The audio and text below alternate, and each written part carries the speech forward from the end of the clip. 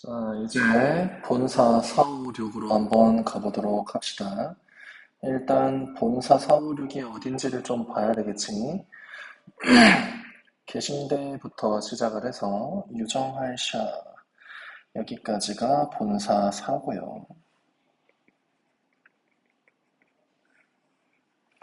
그 다음에 비로봉에 올라간 이야기. 그래서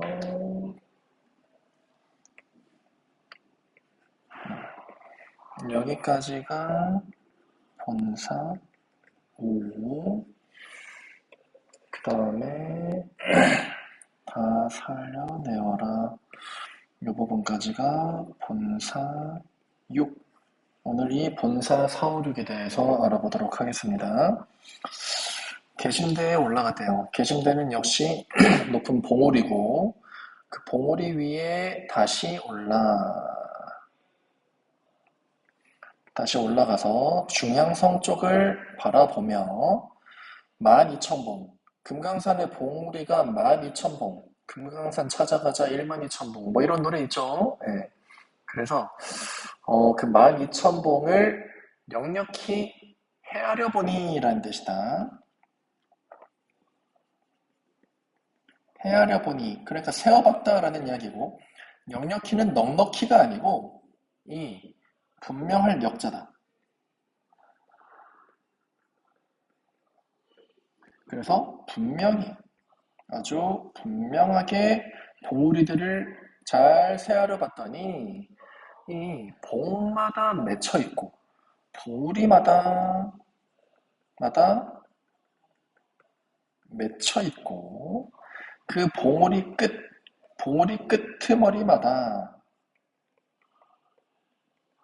끄트머리마다 서려 있는 기운. 그 기운을 보니까 또 무슨 생각이 드는 거냐면 맑거든 좋지나 말든지 좋거든 막지나 말든지 이렇게 이야기를 하고 있는데 지난 시간에도 봤었죠. 요 위에 보면은 날거든 뛰지 말든지 섰거든 솟지 말든지 요것도 되게 많이 나오는 식의 표현인데 이게 어디서 나왔냐면은 송승 이 사람 조선 사람이야. 면왕정가 라는 가사, 송순의 가사 면왕정가에서 나온 표현을 차용을 하고 있다. 자, 그래서 맑기도 하고 좋기도 하다. 그게 뭐냐? 여기에 봉우리마다 서려 있는 기운, 봉마다 맺혀 있고 끝마다 서려 있는 이 기운이 맑기도 하고 좋기도 하구나라는 이야기예요. 그래서 저기에 있는 저 기운을 흩어내어 싹 긁어 모아 뭐를 만들고자 했다? 바로 인재를 만들어내고 싶다. 그러니까 내 생각에는 정철은 아이언맨이 맞아. 왜? 이 좋은 기운 흩어내어서 아이언맨이 만든 게 비전이잖아. 비전 같은 애를 만들고 싶은 거야, 지금. 몸도 마음도 다 완벽한. 그러한 인거를 만들고자,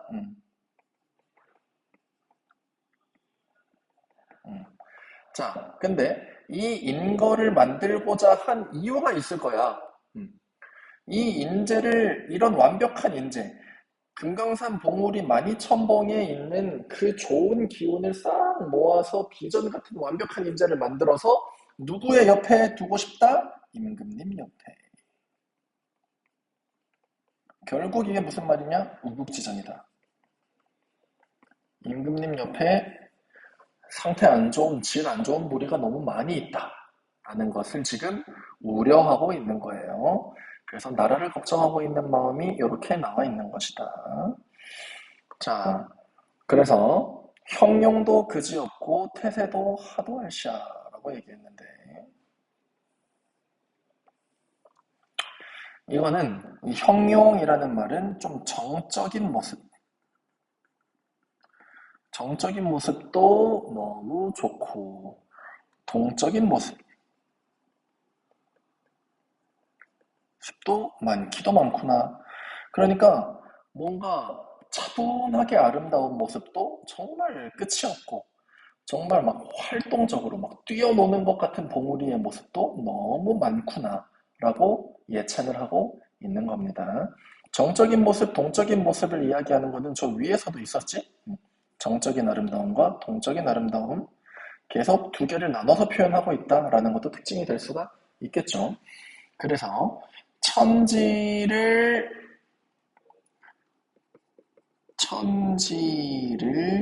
삼기다는 만들다는 뜻이거든요. 그래서 만드실 때 그러니까 앞에 뭐가 생략됐냐면 조물주께서 천지를 만드실 때 자연스럽게 되었겠지만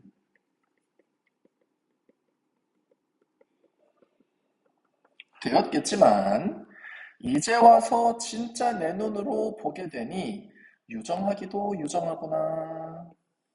이게 무슨 뜻이냐면 두 가지 뜻으로 볼 수 있어요. 네. 유정하기도 유정하구나. 이게 무슨 말이냐면 유정 다 의미가 있구나. 의미가 있구나. 생각이 있다는 얘기죠. 마음이 있다는 얘기고 또는 조물주가 조물주에게 다정한 마음까지 느껴진다.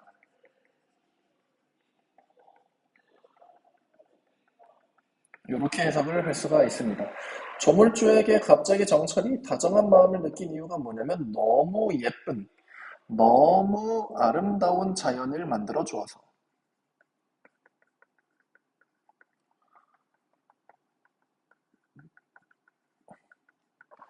여러분한테는 뭐 너무 완벽한 뭐 게임기를 만들어 주어서 뭐 이런 거랑 비슷한 거지 뭐. 도교 사상을 가진 사람한테 아름다운 자연을 만들어준 조물주는 다정한 마음을 가질 수밖에 없다. 그래서 본사사는 계심대에서 조망한 금강산 풍경. 조망하다라는 말은 위에서 이렇게 쫙 크게 내려다보다라는 뜻이지.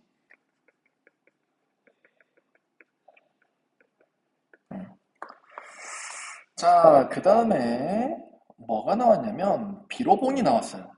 비로봉은 금강산 최고봉이야.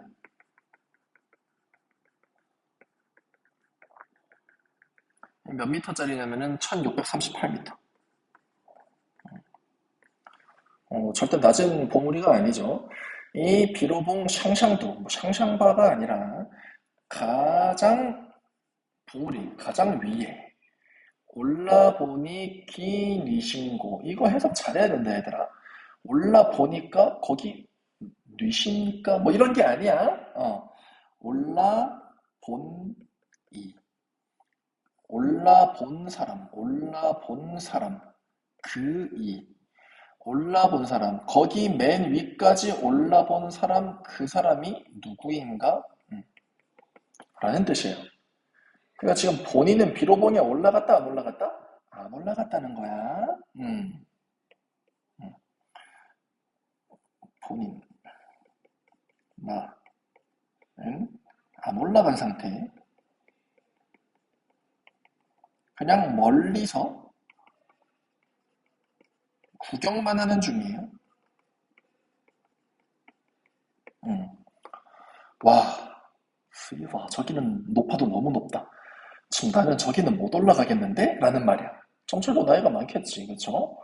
자, 그 다음에 여기 또 이제 고사가 나오기 시작하는데 한번 잘 봅시다. 이번엔 누구의 고사를 얘기하고 있는지 한번 살펴보자.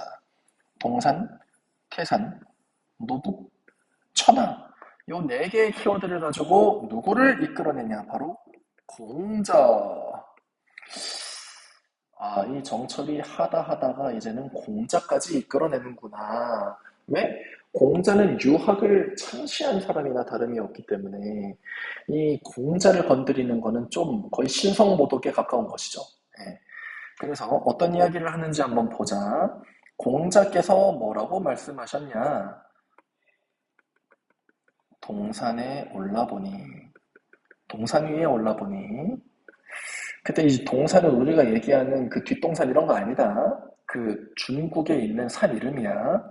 동산에 올라보니 노나라가 작다는 것을 깨달았고, 그 다음에 태산에 올라보니, 태산이 동산보다 높겠지. 태산에 올라보니 천하가 작다는 것을 깨달았다.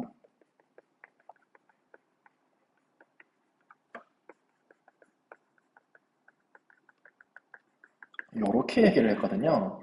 그래서 위에 있는 말이 이제 조금 이해가 되기 시작하는 거야. 위쪽으로 올라가서 보면요. 음, 동산, 노국. 노국은 노나라겠지? 그러니까 요 이야기인 거고, 태산, 천하는 여기에 연결되는 이야기인 거지. 공자왈, 공자께서 말씀하시길, 동산에 올라보니 노나라가 작다는 걸 깨달았고, 태산에 올라보니 천하가 작다는 것을 깨달았다. 이 이야기를 인용한 거예요. 그래서 어떻게 인용했는지 잘 살펴보면은, 자, 동산, 태산이, 동산, 태산 중에 어디가 더 높았던가?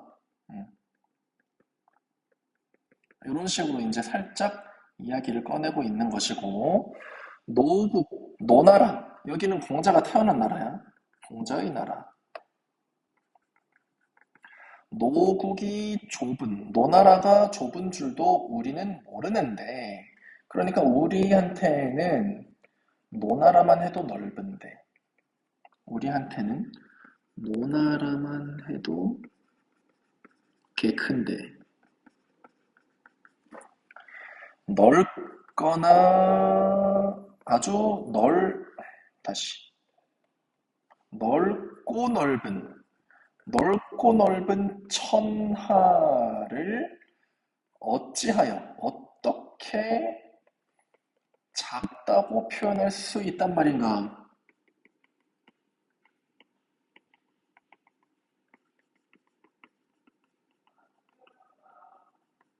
어? 여기서 보니까 지금 약간 말투가 지금까지의 말투랑 조금은 다르다는 게 느껴지니? 공자한테는 함부로 덤비지 않고 있다. 공자한테는 함부로 못 덤빔. 내가 아까 얘기했잖아. 신성모독이라고. 그러니까 와우 공자 대단한데요? 라고 지금 살짝 공자의 그 호연지기를 예찬하고 있는 것이다. 그래서 표시를 한번 해보자. 여기 이 부분을 이끌어내면은 뭐라고 이야기를 할 수가 있게 되느냐? 공자의 넓고 큰 정신적 경지, 그거를 네 글자로 호연지기라고 부른다.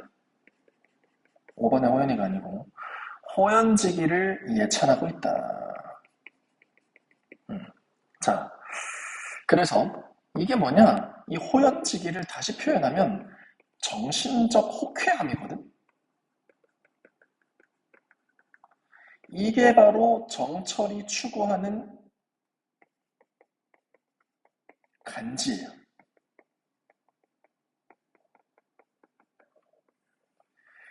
이 약간 허세도 들어가 있는 거지. 그러니까 남자는 누구나 허세가 좀 있긴 하잖아, 그치? 허세 없으면 남자 아니다. 그러니까 공자의 와, 씨, 플렉스가 개쩌는데? 정신적 플렉스. 그래서 이 정신적 플렉스, 와, 형님 멋있는데요? 라고 하면서 약간 샤라웃하고 있는 그런 모습이다. 소리 질러 하고 있는 거지. 좀 이해가 되죠? 네. 그래서 지금 자기들끼리 스웩 싸움을 하고 있다. 그래서 와우, 와, 저 지위를, 저 지위, 공자의 정신적 경지, 저 지위를 어떻게 하면 알 수 있을까? 어떻게 해야 알 수 있단 말인가?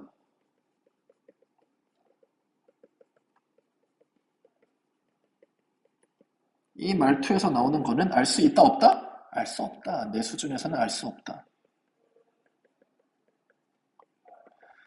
처음으로 겸손해진 모습을 보여줍니다.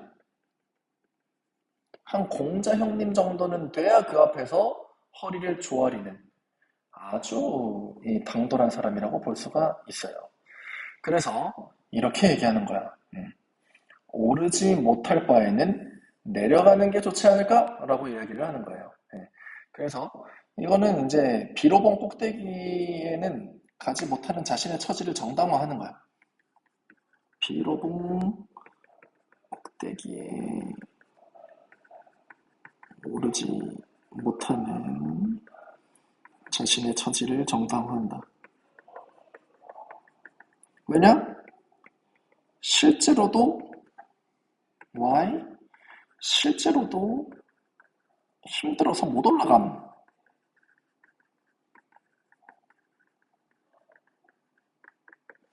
그러니까 거기 못 올라가는 아쉬움을 정신승리하는데 어떻게 정신승리하고 있냐? 비로봉 꼭대기는 공자의 영역이다. 그렇기 때문에 나는 못 올라가는 게 아니라 안 올라가는 것이다 라고 정신승리를 하는 거예요.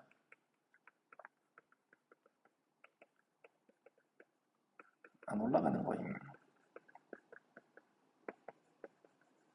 이런 정신승리가 이루어졌다. 자, 그래서 본사 5에서는 개심대에서 비로봉을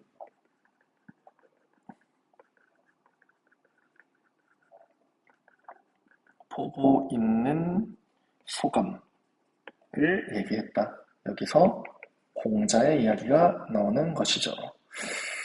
그래서 이제 여기에 있는 공자 와리 어디서 나왔냐면은 맹자가 쓴 진심장이라는 책에 나오는 부분이라는 것을 참조하시면 되겠습니다. 그 다음에 원통골 가는 길로 사자봉을 찾아가니, 또 봉우리 이름이겠죠 당연히. 라이언 아니다. 사자봉을 찾아가니 그 앞에 넓은 바위, 넓은 바위를 널어바회 라고 이야기를 했고, 넓고 평평한 어떤 돌, 거기에 보니까 그 큰 돌이 뭐가 되어 있다라고 표현했냐면 활용소가 되어 있다. 요때 소, 이로 끊어서 보는 거예요. 그래서 요거를 해석하면 활용소, 이. 근데 이 이는 가로 해석하면 되겠지. 활용소가 되어 있구나 라는 뜻이거든요. 그래서 여기에 요 이는 복격조사야. 왜?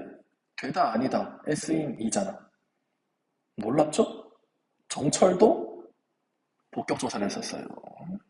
야, 우리가 문법 배운 보람이 있다, 그치? 되다 아니다에 나오는 이 가는 복격조사다 우리 배웠죠. 그래서 활용소가 뭐냐? 용이 되다.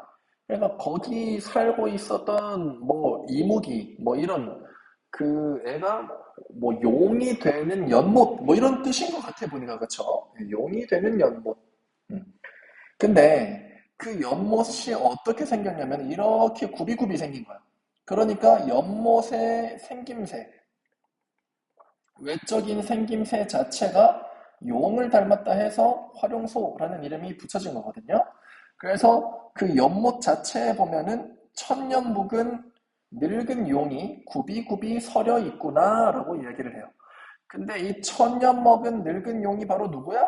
자기 자신입니다. 화자 자신. 자기 자신 이야기할 때는 좋은 말만 다 갖다 붙여요. 용이래. 그래서 오랜 어떤 천년 노령이니까 아주 오랜 경험과 어떤 지혜를 가진 존재로 자기 자신을 표현하고 있다. 자, 그래서 그 활용소라는 연못이 주야로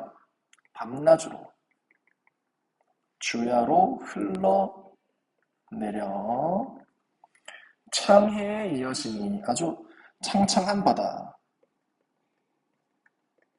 넓은 바다를 얘기하죠. 창에 이어져 있으니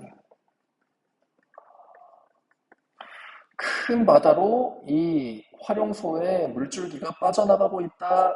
밤낮으로 열심히 흘러가서 넓고 큰 바다로 이어져 있다라는 이야기를 하고 있는 거고요.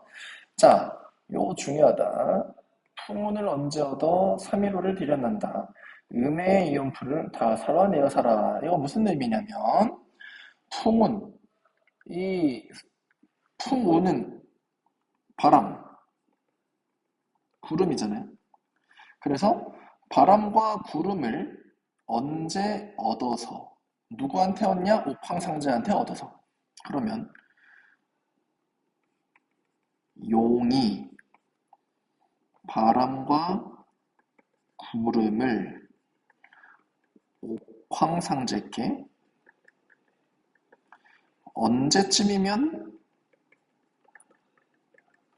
얻어서 3일 후, 3일 내내 내리는 비, 3일 내내 내리는 비를 내릴 수 있을까?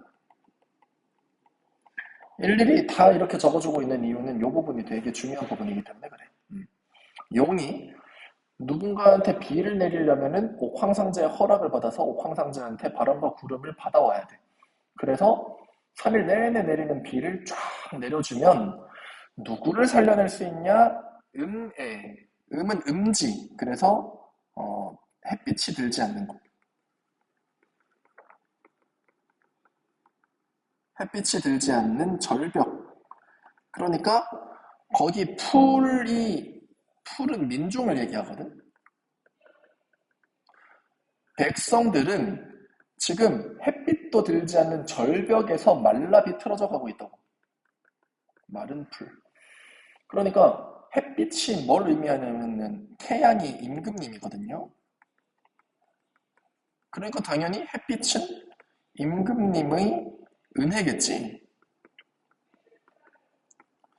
근데 그 임금의 은혜가 닿지 않도록 하는 세력이 있을 수도 있는 것이고, 어쨌든 임금님의 은혜가 닿지 않는 곳에서 말라 죽어가고 있는 민중들을 모두 살려내보자꾸나. 살려내보자꾸나. 그래서 다 정리되는 거야. 용은 화자 자신, 그 다음에 옥황상제는 임금님. 그래서 임금님이 이 용에게 풍운을 주어서 말라 죽어가고 있는 민중 백성들을 모두 살려내도록 만든다. 내가 임금님께 그 기회를 얻어서. 그래서 얘는 결국 풍운은 선정의 기회라고 해야 된다. 선정의 기회로 볼 수 있겠다. 선정의 기회를 언제쯤이면 얻어서 내가 이렇게 할 수 있을 것이냐. 그래서 이 3.15 자체는 선정이라고 볼 수가 있겠지. 그래서 이것도 선정에 대한 포부로 봐야 되겠다.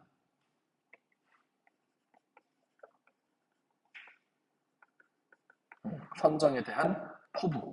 그러니까 이거 선생님이 맨 처음에 설명할 때 이 화자가 유교적 책무랑 도교적 욕망 사이에서 졸라 싸우는 장면이 많이 일어난다라고 되어 있는데 바로 지금 이 유교적 책무를 깨닫고 자기 자신에게 지금 스스로 이야기하고 있는 장면이야. 그래서 유교적 책무를 스스로 다시 한번 되뇌이고 있다라고 볼 수가 있겠고요. 그래서 본사 6의 주제는 활용소에서의 감회, 활용소에서의 생각이라는 뜻이다. 근데 이 생각이 뭐냐? 바로 선정에 대한 포부, 유교적인 책무에 대해서 생각하고 있는 장면이다라는 겁니다. 네, 여기까지